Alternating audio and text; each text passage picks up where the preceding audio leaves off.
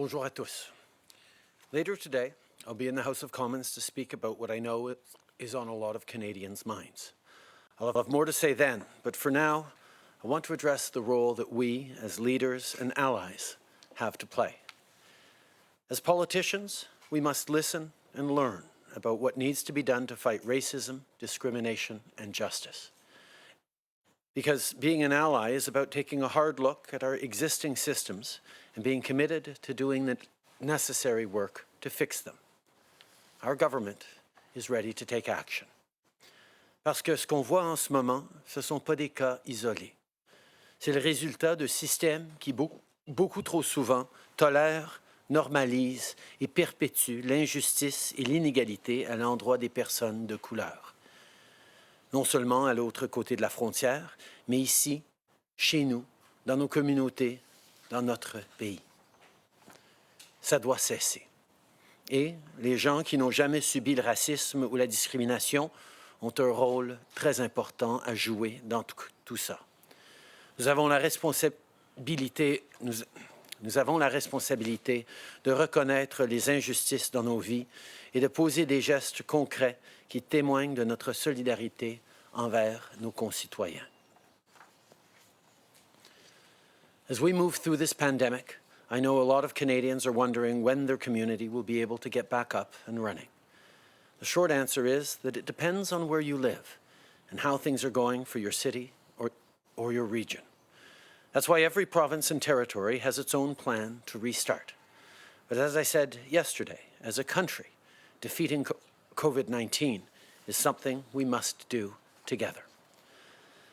Our government knows that, which is why I've been collaborating with the premiers on a shared approach moving forward. Yesterday, we took a first step with some funding for municipalities. Of course, help for cities and towns is just one piece of the puzzle. We know that provinces and territories also need support on securing personal protective equipment and other vital supplies. And here, too, we're stepping up. Since day one, our government has been working around the clock to secure vital PPE. Just take the fact that we've received more than 100 million surgical masks and nearly 40 million gloves, and are continuing to send a whole range of supplies to the provinces and territories. Or that we've signed a contract for millions of syringes to have the supplies needed once a vaccine is ready. Working with suppliers from around the world is key to keeping Canadians safe. But at the end of the day, one of the best ways to ensure we have what we need, well, it's to make it right here at home. Our government has been working with Canadian manufacturers to make that happen. Over half of our face shields were produced in Canada. Working with companies like Canadian Shield, which retooled to manufacture visors and went from 10 employees to 200, is a win-win. Not only do we build our capacity to make these supplies at home, we support good jobs for Canadians. And the same goes for testing. We're now funding 4 Canadian companies working on what may be breakthrough solutions for COVID-19 rapid testing. Deep Biologics in Guelph, Nicoya Life Sciences in Kitchener, Forian in Edmonton, and Metabolic Insights in Kelowna. This is on top of the support we've already provided for testing, including for precision biomonitoring, as they set up a test kit manufacturing facility in Ontario. We're making huge progress, but we have to keep going. As we restart the economy, demand for supplies will go up, and Canada must be able to keep up. So whether it's N95 masks or ICU equipment, we will continue our work with the provinces and territories on the supplies we need going forward. Que ce soit pour obtenir de l'équipement de protection individuelle ou soutenir les municipalités, on va continuer de travailler avec les premiers ministres des provinces et des territoires pour assurer la sécurité des gens. On a déjà distribué des centaines de milliers d'articles aux travailleurs de première ligne depuis le début de la crise. Mais on sait qu'à long terme, une des meilleures façons de s'assurer qu'on possède le matériel dont on a besoin, c'est de le fabriquer chez nous. Donc, au cours des derniers mois, on a réalisé des investissements ciblés pour augmenter notre capacité de production. Aujourd'hui, près de la moitié de nos stocks d'écrans faciaux ont été fabriqués au Canada. On fait également des progrès en ce qui concerne le dépistage. On finance maintenant 4 entreprises canadiennes dont le travail pourrait mener à des percées majeures en ce qui concerne le dépistage rapide de la COVID-19. Et on appuie aussi l'entreprise Precision Biomonitoring en Ontario, qui est en train de mettre sur pied une usine qui va fabriquer des trousses de dépistage. On s'en va dans la bonne direction, mais on doit en faire plus. Avec la relance de l'économie, la demande pour ce type de produit va augmenter. C'est normal. On va donc continuer de travailler avec les provinces et les territoires pour faire en sorte qu'ils aient assez d'équipements de protection individuelle. To support Canadian jobs, to restart the economy, we have to work together. And it's not just as governments, but across sectors, too. Last month, we set up the Industry Strategy Council. Led by Minister Baines and chaired by Monique Leroux, their mandate is to take a deeper dive into the specific challenges and pressures that different industries are facing. Today, Minister Baines announced the Council's membership, 9 business leaders from across the country, who each represent a different pillar of our economy. This team will bring together government and industry to meet and discuss regularly as we plan our path forward. Depuis le début de la crise, on constate à quel point l'entraide et la solidarité sont importantes. Mais ça ne s'applique pas juste à la pandémie. Il y a tellement d'enjeux dans le monde qui ne peuvent pas être réglés par un seul gouvernement ou un seul pays. Je pense par exemple à la lutte contre les changements climatiques.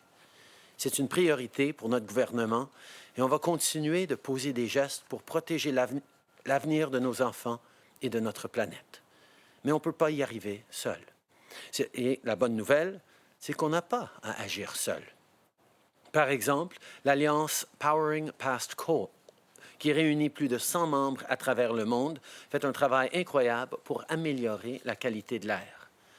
Tout à l'heure, l'Alliance, fondée par le Canada et le Royaume-Uni, dévoilera ses nouveaux membres, dont le mouvement Desjardins. Desjardins va devenir la première institution financière nord-américaine à se joindre à l'Alliance. Ici encore, les Canadiens montrent la marche à suivre et notre gouvernement va toujours être là pour soutenir ce type d'initiative. I want to end this morning by recognizing that today is la Festa della Repubblica, which is the perfect time to wish everyone a happy Italian Heritage Month. For generations, Italian Canadians have made our country a stronger, better place. So it comes as no surprise that during this pandemic, just like always, this community is stepping up to help. Maybe you've been taking groceries over to an elderly neighbor. Or maybe you were one of many who helped raise $1 million for the Italian Red Cross. However you're lending a hand, thank you. It just goes to show that we are stronger together. Les valeurs qu'incarne la communauté italienne, le travail, la famille, la générosité, sont importantes pour nous tous. Aujourd'hui et tous les jours, on reconnaît les nombreuses façons dont cette communauté contribue à notre pays et à nos vies. Joyeux mois du patrimoine italien. Merci. Merci beaucoup, Monsieur le Premier ministre. On va commencer la période de questions aujourd'hui par le téléphone. Opérateur, c'est à vous. Thank you. Merci. First question, Lee Bertium, The Canadian Press, line open. Yes, Prime Minister, thanks for talking to us today. I would like to know what, if anything, your government plans to do to help Canadians and activists leave Hong Kong. Specifically, is Canada prepared to give pro-democracy advocates safe haven or asylum in Canada? Canada is a country that has always welcomed people from around the world fleeing persecution and violence. We have a strong immigration system that looks at individual cases, looks at systemic challenges and responds to them, and I know our system is doing just that. Le Canada, depuis longtemps, accueille des gens qui fuient la persécution et l'intolérance partout dans le monde. Nous avons un système qui est établi pour regarder les cas, regarder les enjeux et prendre les bonnes décisions. As a follow-up? So you're not committing to any action to help Hong Kong at this point in time? We continue to be the activists in Hong Kong. We continue to be very concerned about the situation in Hong Kong. We have 300,000 Canadian citizens who live in Hong Kong and millions of others who are fighting for justice and peace. These are things that we obviously are watching and following very carefully. We will continue to stand up for peace, for dialogue, for de-escalation of tensions, and for Beijing to engage constructively with the people of Hong Kong. Thank you. Operator, next question. Thank you. Merci. Prochaine question, Raymond Fillon, TVA. À vous. Bonjour, Monsieur le Premier ministre. Question sur le hockey d'abord. Est-ce qu'une ville canadienne va pouvoir accueillir des matchs des séries de la Ligue nationale ou ça s'annonce trop compliqué? On sait qu'il y a 3 villes qui sont intéressées d'accueillir des joueurs et des matchs de la LNH, mais nous savons que d'abord et avant tout, nous devons nous assurer qu'on est en train de protéger nos communautés, nos citoyens. Donc, je sais que les discussions continuent entre santé publique, entre notre gouvernement et avec la LNH. C'est trop tôt pour dire quelle sera la réponse finale, mais on comprend que c'est quelque chose que bien des gens aimeraient. En même temps, nous devons d'assurer qu'on est en train de faire les bonnes choses pour protéger tous les Canadiens. I understand that discussions are ongoing between the NHL, the government, and public health authorities. I think everyone would love to see some games played in any number of Canadian cities. But at the same time, we need to make sure that what we're doing is keeping Canadians safe every step of the way. That's why discussions are ongoing between public health and the interested parties. En suivi, Raymond. Sur la situation aux États-Unis maintenant, qu'est-ce que vous pensez du recours à l'armée contre les manifestants et de l'utilisation du gaz lacrymogène pour une séance de photos du président? Je pense que tous les Canadiens sont en train de regarder avec inquiétude et même horreur ce qui se passe aux États-Unis. Mais nous devons de savoir que la discrimination systémique, le racisme anti-noir, l'intolérance existent aussi au Canada. C'est des actes de violence, mais c'est aussi des micro-agressions, c'est aussi de l'intolérance que les gens vivent à tous les jours. Et nous devons de se regarder, de regarder nos systèmes et de travailler ensemble pour améliorer la situation pour les Canadiens d'origine diverse. Merci. Opérateur, prochaine question. Thank you. Merci. Prochaine question, Hélène Buzetti, Le Devoir. À vous. Oui, bonjour, M. Trudeau. Sur un tout autre sujet, il y a des anciens ministres des Affaires étrangères qui vous demandent de dénoncer publiquement les annexions prévues de territoires par Israël. J'aimerais savoir qu'est-ce que vous en dites et pourquoi vous n'êtes pas plus vocal, comme on dit parfois, pour dénoncer cette situation. J'ai été très clair que nous continuons d'appuyer une solution à 2 États et que nous ne sommes pas d'accord avec des actions unilatérales d'un bord ou de l'autre. Nous sommes évidemment extrêmement préoccupés par les annexations proposées par le gouvernement d'Israël, quelque chose que j'ai souligné directement avec le premier ministre Netanyahu et avec le premier ministre secondaire ou alterne, Benny Gantz, quand je leur ai parlé il y a plusieurs semaines. Nous savons que la meilleure façon de résoudre ce défi et d'aller vers la paix dans le Moyen-Orient, c'est justement dans le dialogue entre les différents partis et pas par des actions unilatéraux comme l'annexation. Mais est-ce que le Canada... We are firm in our commitment to a 2-state solution as a country. I have highlighted both publicly and directly to Prime Minister Netanyahu and alternate Prime Minister Benny Gantz the importance of staying away from measures that are unilateral and are deep concerns and disagreement with their proposed policy of annexation. We think that the path forward is a 2-state solution reached to by dialogue between the parties involved, and anything that is unilateral action by either side is unhelpful in the cause of peace. En suivi, Hélène. Oui, en suivi, je comprends qu'on dénonce, mais y a-t-il quelque chose que le Canada peut faire, des sanctions quelconques, des pressions d'une quelconque nature? Est-ce qu'on peut aller plus loin que juste dénoncer pour faire en sorte que ça n'arrive pas? J'ai souligné directement aux dirigeants de l'Israël à quel point nous sommes préoccupés que ces actions vont retarder et vont être des barrières à une paix durable au Proche-Orient. Nous nous devons de travailler dans le respect, dans le dialogue, et ces actions nous inquiètent profondément. Thank you. Operator, last question. Thank you. Last question. Brett Forster, APTN National News. Line open. Hello, Prime Minister. The final report of the National Inquiry into Missing and Murdered Indigenous Women and Girls was released a year ago. It concluded a genocide happened and is happening in this country. Do you believe Indigenous peoples have been and remain subjected to genocide in Canada? I think the situation that has been faced by Indigenous Canadians for decades, for generations, for centuries is appalling and needs to stop. Many people have talked about cultural genocide, used very strong words for it, and I think there are very strong words necessary to talk about the continued injustice towards Indigenous peoples that is ongoing in Canada, which is why we need to do better as a country. We need to work with Indigenous partners on the road to reconciliation. We need to be there in respect and partnership, and that is what our government has pledged to do. As a follow-up? Yes. What word would you use to describe this? You mentioned cultural genocide. What word would you use to describe this?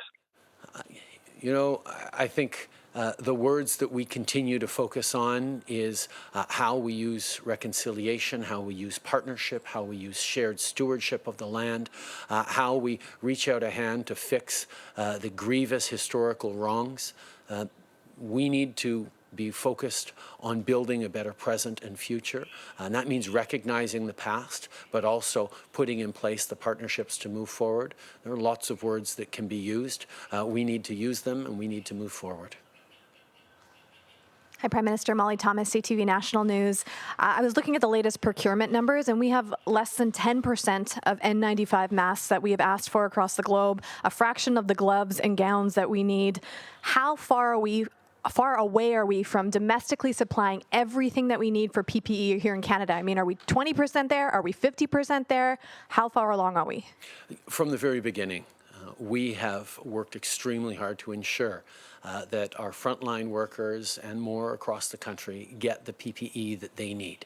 And we have worked with partners around the globe to procure millions of items to ensure that people are protected. But at the same time, we've ramped up local production in a significant way. We've restarted domestic production of many of these items so that we don't have to be just reliant on overseas imports. That has worked very, very well. We continue to have enough supplies to supply the provinces in their needs right now. But as we reopen, we know we're going to need more as more and more industries begin to restart and need PPE. That's why we're continuing to ramp up production. We're continuing to ramp up the scale of importation. And we will continue to ensure that there is enough PPE right across the country.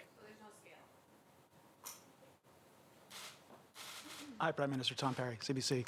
You've been reluctant to comment on the words and actions of the U.S. president, but we do have Donald Trump now calling for military action against protesters. We saw protesters tear gas yesterday to make way for a presidential photo op. I'd like to ask you what you think about that, and if you don't want to comment, what message do you think you're sending?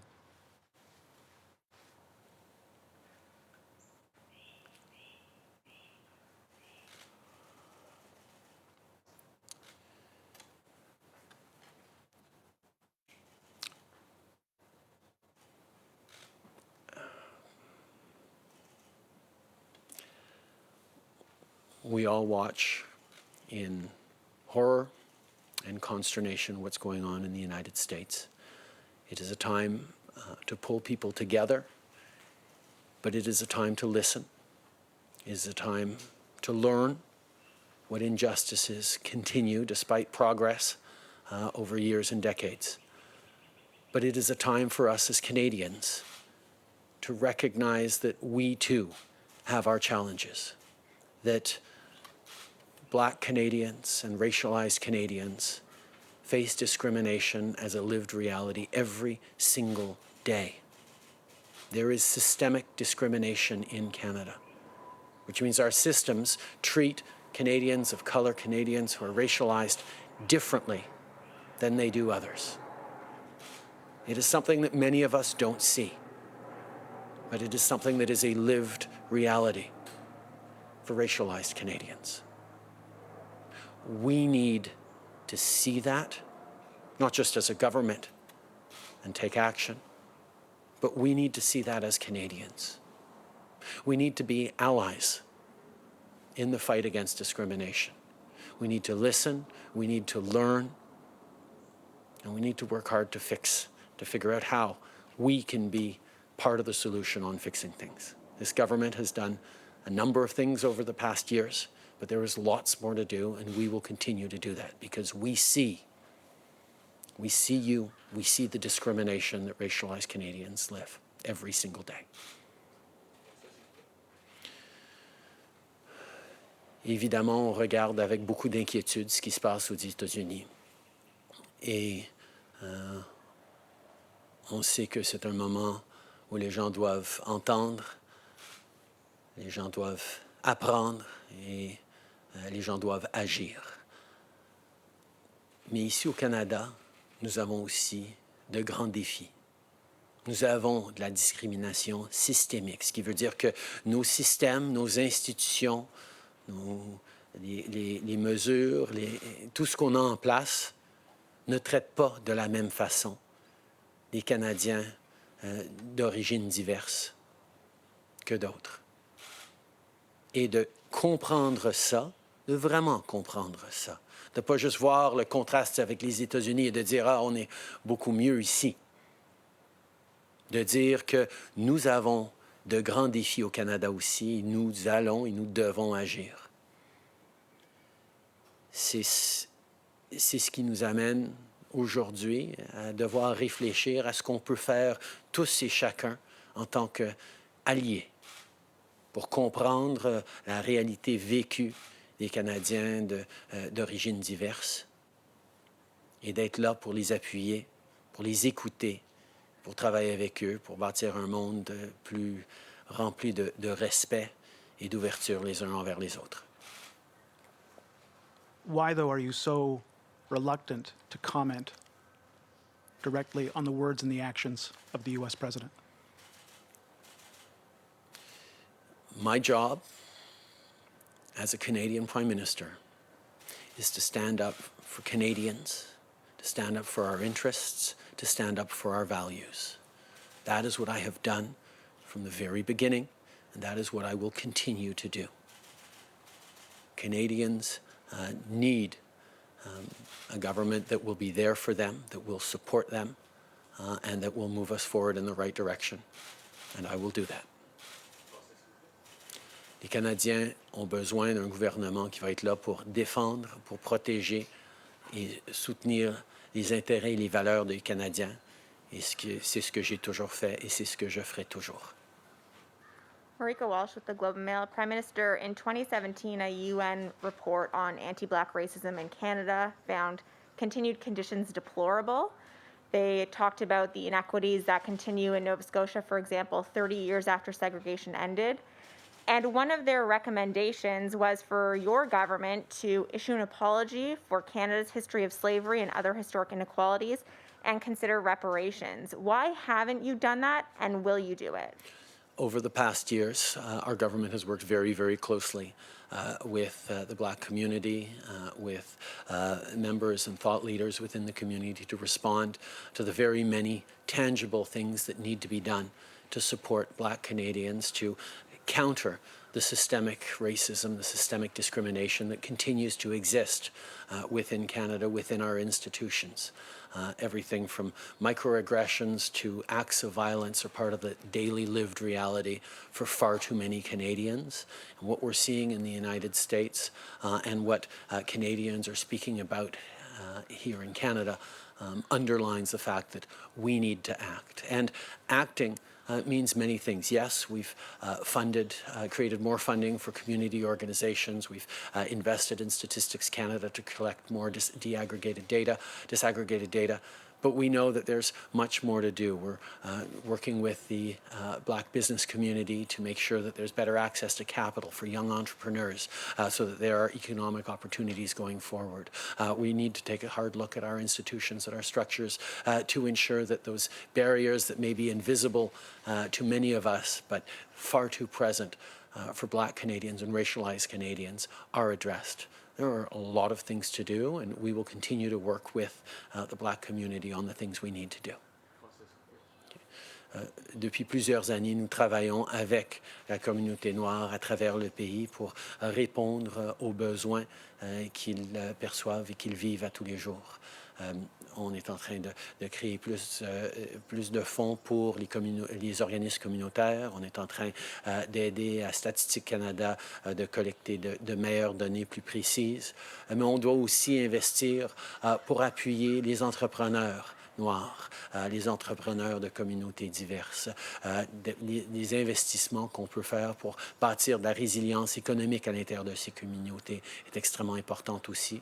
Nous allons continuer de travailler ensemble avec la communauté sur les enjeux qui leur préoccupent. On a du travail à faire ici au Canada. That didn't answer my question. My question is very specific. You say you've had time to talk to leaders in the Black community, people in the Black community, and you've had this report now for almost 3 years, and you still can't answer this question. Will you issue an apology, and will your government rule out reparations for slavery in Canada? We will work with the Black community across this country as we have to respond to their priorities. There is a lot to do in Canada, and we will do it in partnership with them.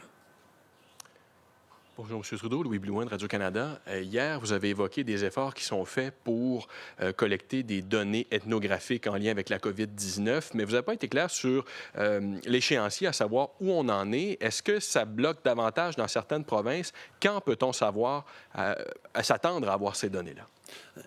Nous travaillons avec les provinces sur la collecte de meilleures données.